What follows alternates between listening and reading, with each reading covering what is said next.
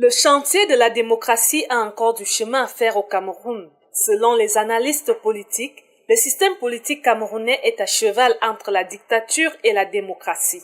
On est en présence plutôt d'une démocrature, c'est-à-dire qu'il y a un habillage démocratique qui est là. Si on ne prenait que les rapports, la question de la séparation des pouvoirs, le rapport entre le judiciaire et l'exécutif, vous vous rendez bien compte que l'exécutif, c'est lui qui est également le président du Conseil supérieur de la magistrature.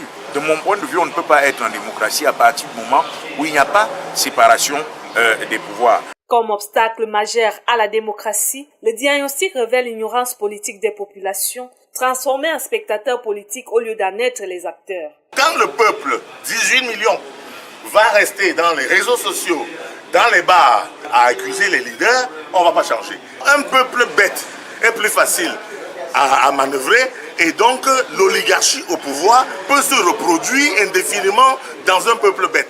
Par ailleurs, le code électoral actuel n'est pas favorable à l'équité des partis politiques dans la quête du pouvoir. Les textes qui existent au niveau du Cameroun ne contrôlent pas les financements privés, ne contrôlent que les financements publics.